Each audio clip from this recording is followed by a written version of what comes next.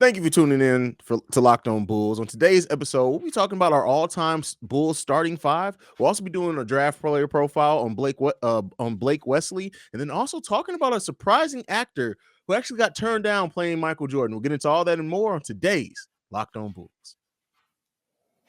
You are Locked On Bulls, your daily podcast on the Chicago Bulls, part of the Locked On Podcast Network, your team every day.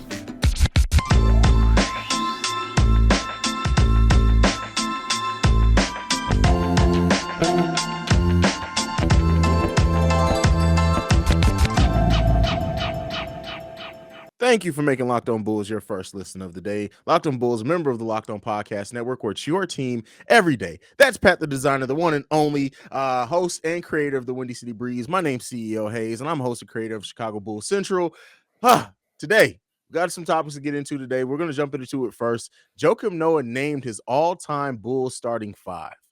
And this is a weird starting five. I see what he did here, right? So he paid homage to one of the three-peat teams, and then he paid homage to his own players that he played with. That's what he did here. So Joakim Noah's starting five are Derrick Rose, Michael Jordan, Scottie Pippen, Luol Deng, and Luke Long. What do you make of that, Pat? Here's the thing, right? Here's the thing. They're not going to lose. Yeah, Jordan and Pippen on the team. They're not gonna lose. Like, how am I gonna look at a starting five for the Chicago Bulls and be like, Michael Jordan's on that team? I don't see it. Like, they're gonna win. But it's a weird pick at the power forward and center spot for me. Now, granted, right? Like I said this coming on here. I don't know the context of it. I was looking for the article that he was talking about it in. I think I found it, but it was in French. It was a podcast basically, but so I didn't know what was going on. Mm-hmm. So I don't know the context behind what he was picking, like if he had to leave himself off the list, right? Because for me, the Bulls haven't had a ton of dominant centers in the game. Like, you think, like, power forwards, there's some names I could come up with. Dennis Rodman, of course, Horace Grant, I could come up with.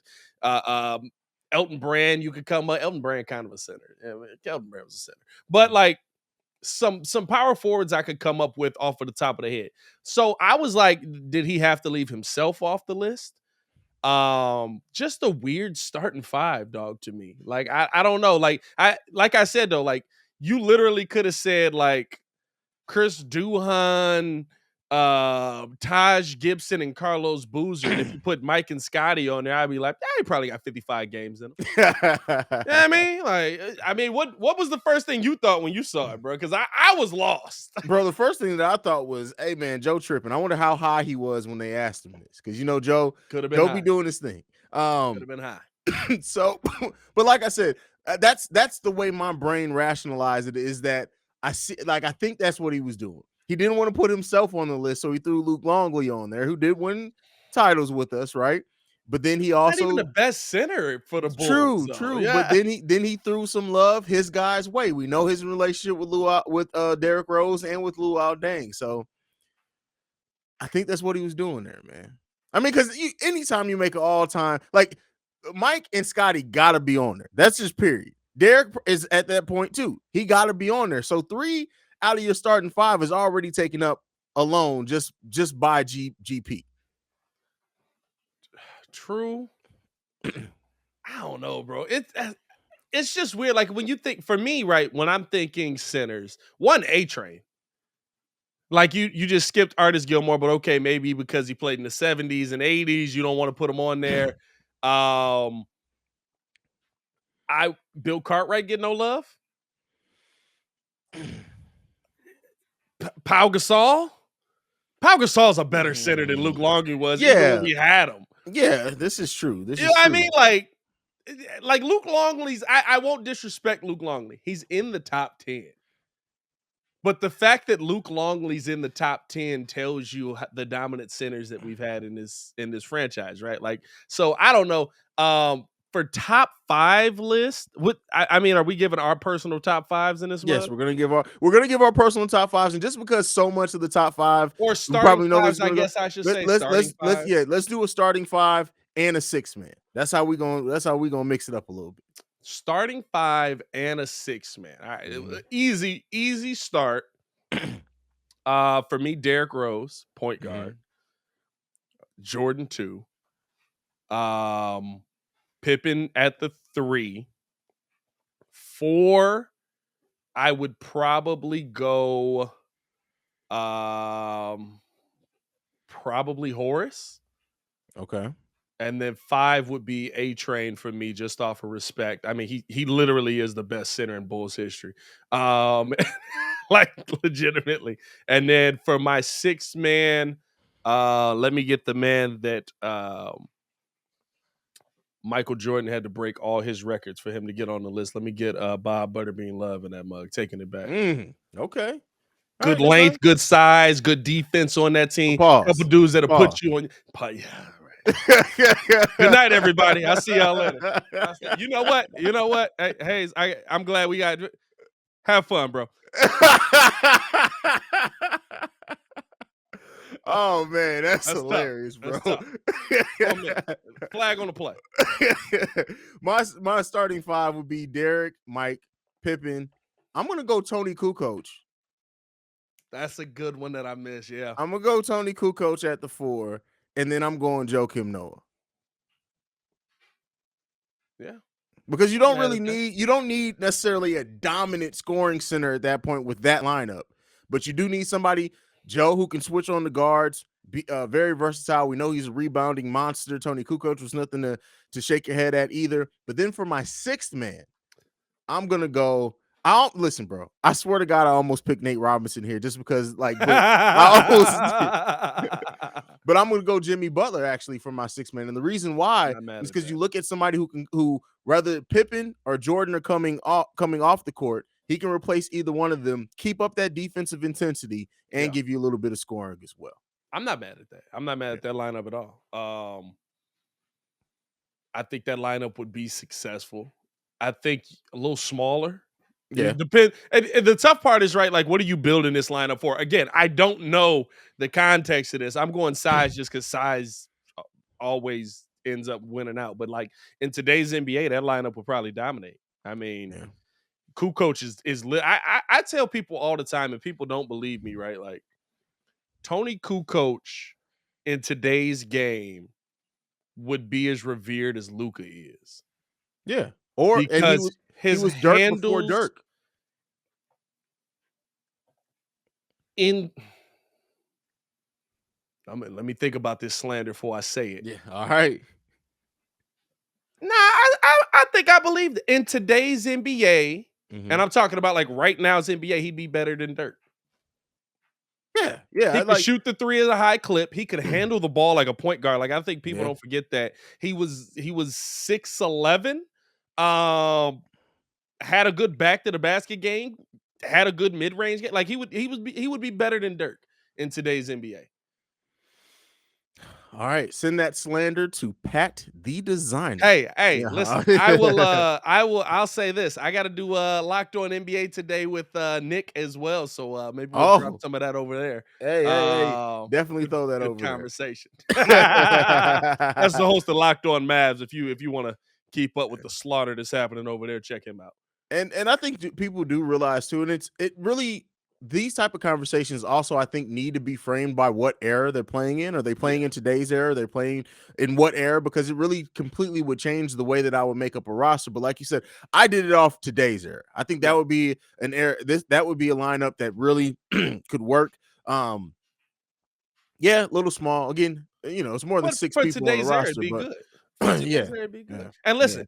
It doesn't matter what era it is. We got Michael Jordan. Yeah, this is true. That's what people, it don't matter. Like, I'm telling you, you could throw Nate Robinson, Michael Jordan, Scottie Pippen, Tyrus Thomas, although Mike No, might now kill that's him. taking it too far. Mike Tyrus might Thomas. kill him. And Omer Listen. and Sheik, they still win in 48 games. Listen, Tyrus Thomas will cry his way out of the NBA if he was on the team with Michael Jordan. Hey, Because there's listen, no way that he's I'm just saying, like, he will drag his trash self up and down the court. Was he trash, or are we just spurned by LaMarcus no Aldridge? Tyrus. Well, the thing with Tyrus is that he always showed flashes. Yeah. Right? Like he would have those games where he'd get like 3-4 blocks, be running up and down the floor, have highlight reel dunks, and it's just like, hey man, listen, come on. But I honestly think while we're talking about errors is that Tyrus Thomas would probably be a little bit better in this era. Nah. Bro, I'm telling you. Tyrus really couldn't shoot. That's true. Shooting is very important in this Tyrus, era. if Tyrus was I was like thinking more of the focused on, size aspect, but I mean, he was 6'10", but if he was more focused on like getting putting weight on and attacking the bucket, like, probably would have been better in his era. You know what? Tyrus Thomas is Derrick Jones Jr. minus the ability to do anything competently. Get out of here. All right, beautiful people. Next up, we're going to be getting into back into our draft player profiles, this time with Blake Wesley. But before we do that, I got to talk to you guys about Rock Auto. With the ever-increasing numbers of makes and models, it's now impossible for your local chain auto parts store to stock all the parts you need. Why endure often pointless or seemingly intimidating questions like, is your Odyssey an LX or an EX? And wait while the person behind the counter orders the parts on their computer, choosing only the brand that their warehouse happens to carry. You have computers with access to rockauto.com at home and in your pocket. Save time and money when using Rock Auto. Why choose to spend 30%, 50%, even 100% more for the same parts from a chain store or car dealership? Rock Auto is a family-owned business serving do-it-yourselfers for over 20 years. Rock Auto's prices are also reliably low for every customer. Go to rockauto.com right now and see all the parts available for your car or truck. Right, Locked On in the How Did You Hear About Us section so they know that we sent you. Amazing selection, reliably low prices, all the parts you will ever need at Rock. I'm not singing. I'm just letting y'all know. I thought it was coming. Go ahead, get it. No, go ahead, brother. Hey, let's show read rockauto.com. Dun, dun, dun, dun. All right, yeah. See, listen, that's the teamwork you get here at Locked On Bulls. But next up, we're gonna get into a player profile. This one is actually slated to in a lot of mocks to go to the Chicago Bulls. Now, again, mocks for a team and a GM or a front office like AK and Eversley is always going to be hard because you never know what's going on in the mind of Batman. He can be going 150 different ways. But Blake Wesley is who we're going to be talking about right now. Blake Wesley is a 6'4", 185-pound shooting guard, 6'4", but with a wingspan of 6'11". That's wild, bro. That's wild to have a wingspan of that size. He's scratch his knee without bending over. Scratch his knees while he's standing up. Some of the comps for him have been Tyler Hero and Byron Scott, which aren't bad. That is, but they're not bad comps at all. Ability to shoot, handle the ball on the fast break. He's a very good finisher around the rim, things like that. There are some issues with him guarding shooting guards that we need to talk about at some point, because I do think that if he were to come to the Chicago Bulls, he'd be replacing Kobe White, which means he's going to be playing some shooting guard. And as we know, Billy Donovan, he likes to play people outside of position quite often. He's 19 years old. He actually will be 19 years old his whole rookie season. So he's a very big upside pick because he's still very young and has a lot of room to develop. Pat, turning it over to you. What do you think about Blake Wesley? I don't know. Like, I watching his game, you could see that the flashes were there, but it scares me when I see flashes in college. His road games, he was very excellent player, which maybe you take something from that. Averaged about 16 points per game on the road, shot about 46% from the field is when he shot his best, 36% from the 3-point line. But in 19 games at home this season, 13 points per game, 28% from the 3-point line, 37% from the field, very inconsistent. And as you start to look through just kind of what he did, first, a lot of the teams, right? Like he had those big games. He had 25-point games in college. He was able to attack. And then there's some games where he kind of disappears in the stat sheet. And that does concern me when you see guys coming out of college, especially at a school like Notre Dame, right? Where like there's certain schools where you have to take the school into account. FSU is one, like with Patrick Williams. His numbers mean nothing because everybody, like 11 deep, scores like 8 to 10 points on that team. Blake Wesley was a player that you kind of looked at and was like, all right, like you're going to be the shooter on this team. You're going to be, and he was just a little up and down for me. I think there's better talent for the Bulls. And again, I think it's pretty clear in the last 3 breakdowns that I've done, I'm not looking to bring in a guy who's going to be a full-on project right away, even if that means there's a cap. He's a project. He's literally starting over with Kobe White. Like, I think he's a 2. He's 6'5". He's 185 pounds. He's very small. But I think he's a 2 in at the next level. He's not a point guard. But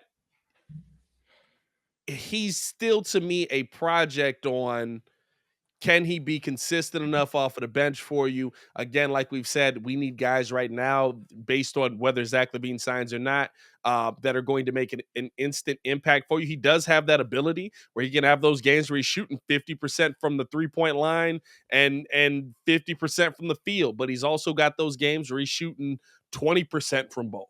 You know what I'm saying? So I would be a little bit leery picking him, and I feel like there's better players at 18 for the Bulls to go after. I think if you drafted Blake Wesley, it's because you feel like you just have to replace Kobe White with somebody younger in that situation. I don't think that's where the Bulls are at.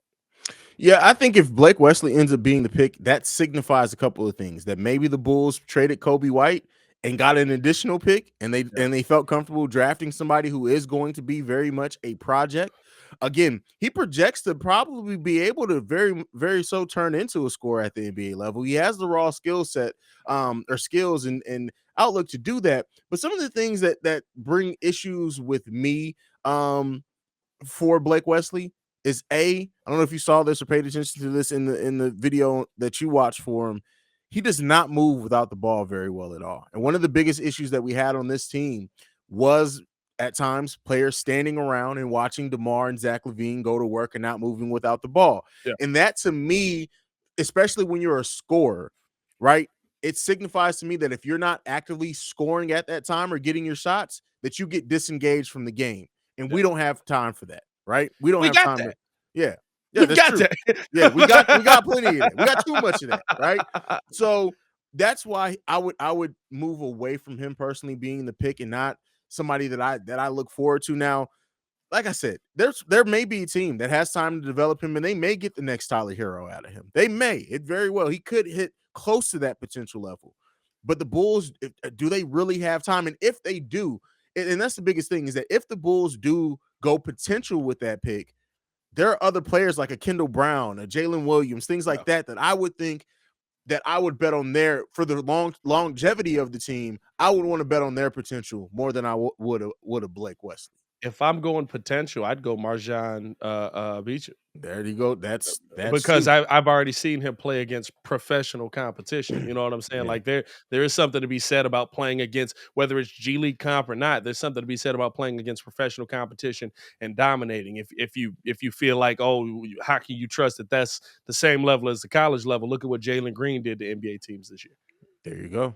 So I would avoid him. Not to say that I think he's going to be a bad player at the next level. I just think it's going to be like, I don't see him as a Tyler Hero. Tyler Hero impacted year 1 and year 3.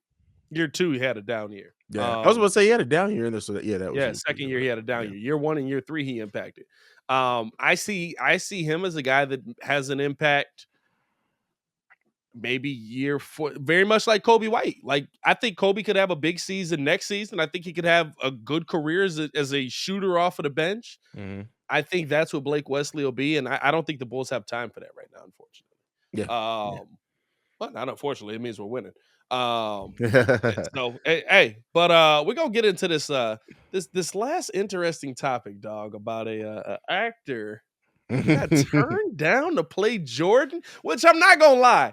The second I saw the actor, I was like, how the heck would you play Michael Jordan, dog? Like, but anyway, we'll get into all that and more on the other side of this. But we do want to tell you guys about Truebill. Do you know why free trials renew without your consent? It's a business scam to get you. Don't let greedy corporations pocket your money. Download Truebill and take control of your subscriptions. Truebill is the new app that helps you identify and stop paying for subscriptions you don't need or want or simply forget about. I've been there, dog.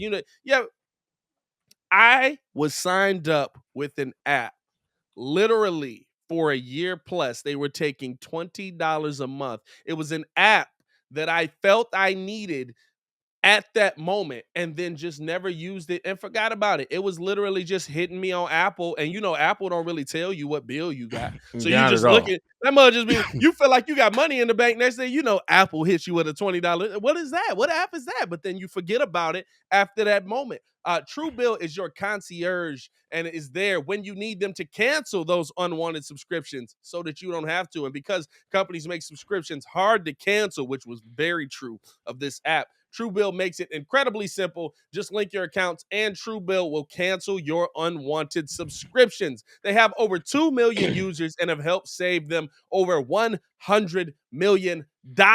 Like Matthew B., who says, in a matter of seconds, I saved $660 for the year on my DirecTV bill, saved $120 on my Sirius XM bill, and saved $840 on a year on my car insurance. Dog, what car insurance did you have? You had the Gap insurance on that as well, didn't you? Don't worry about it. Don't fall to the subscription scam. Start canceling today at Truebill.com/locked on NBA. Go right now to Truebill.com/locked on NBA. It could save you thousands a year. There you go. Now, as you alluded to, we got to talk about an actor, a pretty premier actor in Hollywood, who asked Michael Jordan, had a conversation with Michael Jordan, presented this whole thing to play him, and Michael Jordan did not go for it, man. Which I wonder how much of that is because it's like we'll talk about, we'll get into it because I got a theory there. Let's do it. So on Complex's Sneaker Shopping, which is available on YouTube, it's around the 7-minute 26-second mark. Idris Elba, who's being interviewed, goes into it. I'm direct quoting.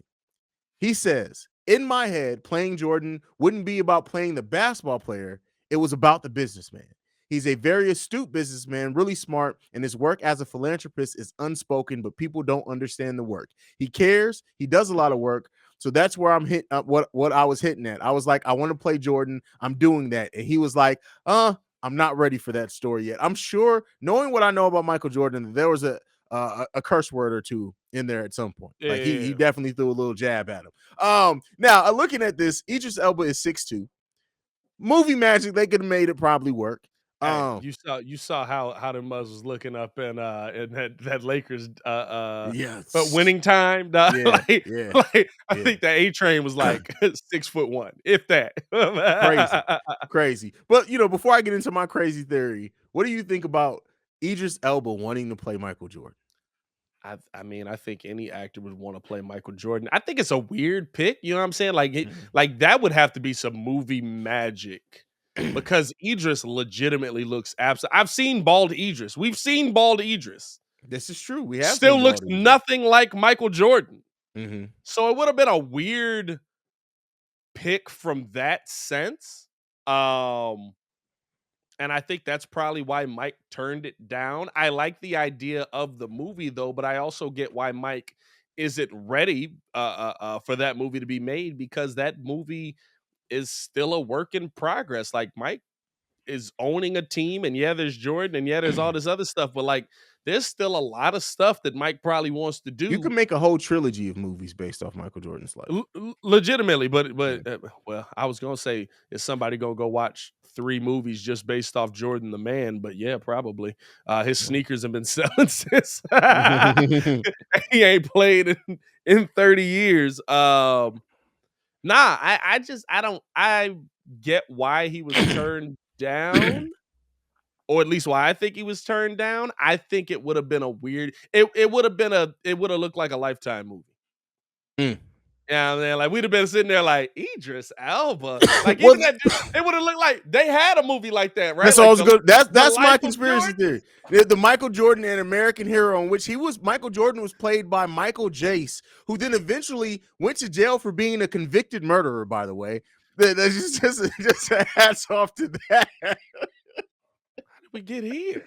Good Lord. I'm just throwing facts out there. Good Lord. But what I'm thinking is that, and this was my conspiracy theory, is that Michael Jordan very much was not in control, but he informed how The Last Dance went, and that was a documentary.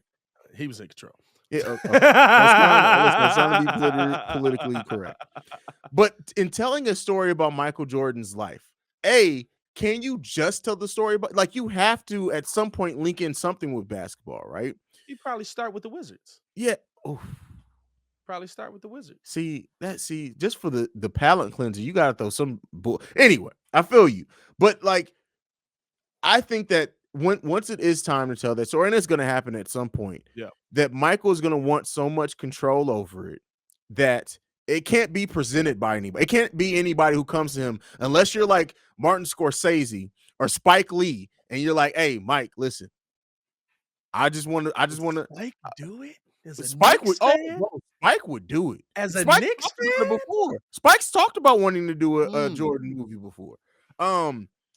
But I think that Jordan would want so much control that you can already see it's going to be an 18-month to 2-year search on who's going to play Michael Jordan, because he's going to be that damn anal over it, or he's gonna Michael Jordan isn't going to want to do it himself, because that Space Jam like that. Listen, hey, Space Jam is good for what classic. it is. It's a good classic. for what it is. It's bad, but it's good for what it is. But I just think that Michael would want so much control over it because it's his story. Yeah. That, like I said, anybody else coming to him and saying, "Hey, man, I have this idea," it's already going to be a no out the gate. I don't think it will work because Mike won't let things get out. I was surprised that they even let it get out how much of an asshole he is on The Last Dance, to be quite honest with you. I don't think Mike's bothered by that, though. A while, I don't think now, but I think 10, 15 years ago, Michael absolutely would have been. I don't think Mike was ever bothered by it because Mike, there's so many stories out there about Mike just being a D-bag to like children. And which is true. You know what I'm saying? Like people would have been like people could literally, somebody could have said Michael Jordan took my kid's ice cream out, licked it, and then put the ice cream cone on top of his head. And if there was no video evidence, people would have been like, "Man, Mike wouldn't have did that to you." Yeah, but it depends on how many kids he does it to. You know what I'm saying? Like that to me is what it really is, right? Because like, how many people is there stories about? Like, the biggest thing that I've heard, especially around Chicagoland, is that there's a lot of people that caddied for Mike, or they would bet Mike on the golf course, and Mike wouldn't pay his bets, or he wouldn't tip the caddy because he said your payment is that you got to work for Michael Jordan today. Or your payment is that you beat Michael Jordan.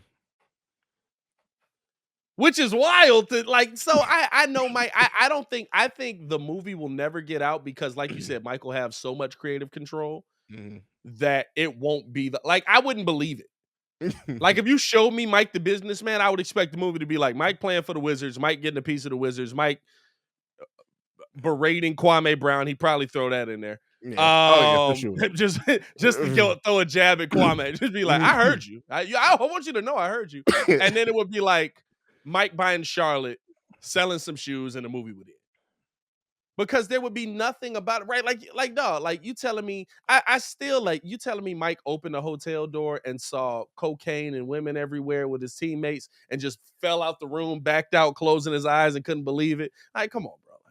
No. Michael scooped up a couple of those women. Never mind. I'm not going to slander Michael. I don't know if he went that far. He's still listen. a country boy from North Carolina, but I don't think he was like, "Please, Jesus, help me." Like, it fell out the room. You know what I mean? So, I don't know. We're going to get this story once the Hornets win a title. That's when we'll get this story. That's who we because then it can end on that, right? Because Michael would love to be able to end his movie talking about him as a businessman and saying, "By the way, the Hornets won a title." Like that would literally have to be the end of the movie. The whole movie is just Mike watching Hornets game in their championship season, just sitting there like this. He like smacks some dude behind the head and just sitting there. And in baggy jeans and cowboy boots. That's the whole movie. See, I don't think that Michael, as an owner, could take his team being in the finals, because the moment that he sees the coach do something, Michael's going out there on the sideline. Depends on who the coach is. It would have to be a coach you respected. It would have to be a heck of a coach. Well, at the very least, he's gonna have a phone that's people. Hey, man, take the phone to the sideline. Here's one that we could lead the people on. One that we could lead the people on. We've heard that Phil Jackson want to get back into coaching. No, bro. No. Could Mike hit a come down here and throw that triangle in with LaMelo Ball? No. This is I honestly think that some people, like I have a best friend that I would never, like, he's been asking to do a podcast with me for years. Yeah. And I would never do a podcast or anything remotely business-wise to him, because while we've been friends for 22 years. I know, because I know him too well.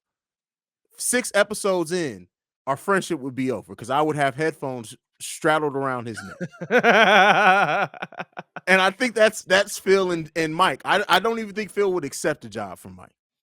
Really? You think they? I don't know if they beefing that much. I'm not saying they're beefing, but I'm saying dealing with each other. They're in that both business so sense? perfectionist, right? Yeah. And in the way that they want to do it, unless their vision is perfectly aligned for the team, I just don't see that working out. But wouldn't Mike and Phil cussing each other out just be par for the course? Oh yeah, I would. Don't get me wrong. I would love to see it happen. Like, don't get me wrong. That's the movie.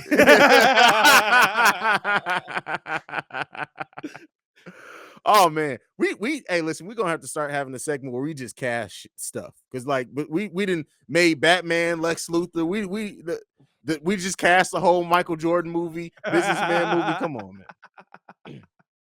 I love it, man. I love it. I love the conversation, bro. I ain't gonna lie to you. This part of the show that we can actually just be like on this mug having fun. It makes me glad the Bulls aren't playing on a losing streak right now. Oh man. Let's get up out of here, my boy. Michael Jace played Michael Jordan, and then about 5 to 8 years afterwards was a convicted murderer, and he's now never being released. Yeah, that's crazy. Jordan put him up to it. Here's another question to leave for the audience. Two completely off base comments. Okay. Which movie was worse? Michael Jordan in American Dream or Flex Washington playing Michael Jackson? Both MJs, so it applies. Boom, let's go. Come on, man. Flex Washington, being dark-skinned as he is, playing a light-skinned Michael Jackson. That was literally terrible. Just bro. Baby powder everywhere. Like, who was the casting director that when Flex walked into there, like, that's who we're gonna go ahead and hire? That's it. Like, that's Michael. Black and white. Man. That's both Mikes. Come on, man. What? Unless they were really gonna bleach his skin, they should not have given him that role. They shouldn't have given him the role. Anyway. Every time I see that movie, I just be like, one on one. That movie's literally the things of horror. Like, nightmares made of that. It's like, scary, seeing him in the Michael Jackson makeup with the wig, like, literally, that is he looks like the dude from Atlanta. What's the character from Atlanta that Donald Glover did? That Teddy. Damn, what was the? I can't think of it. I don't even really watch Atlanta like that. So. Oh well, you gotta watch the episode. I'm gonna send you a link to the episode. You gotta watch the episode. Just that episode. Go ahead, Phil. Hey man, follow me on everything at the Designer. Follow us on everything at Locked On Bulls. We glad that we got to get up in here and rock with y'all and just have some fun in this, man. Yeah, definitely, man. I really appreciate y'all so much, man. We've been popping over on the YouTube, getting the numbers back up there, which during the off season, that's been crazy. We appreciate y'all, man. Did you give him the social media? I already did. Okay. You can follow me at CEO Haize, CEOHAIZE. You good, bro? Listen, bro. It's been a week, man. I'm not even gonna lie to you, bro. It's been a week, only bro. Thursday. Bro, it's been a week. I'm so looking forward to this 3-day weekend. I can't listen, man. It has been a week. Your boy's stressed out. But nonetheless, thank you so much for tuning in to Locked On Bulls and making us your first listen of the day. Now, for your second listen, go and tune in and check out Locked On NBA, where the Locked On experts give you analysis on every playoff team, everything from top to bottom going on with the NBA. Our very own Pat, the Designer, is over there today. Get a double dose of Pat. But thank you for tuning in to Locked On Bulls, man. We out, y'all. Peace.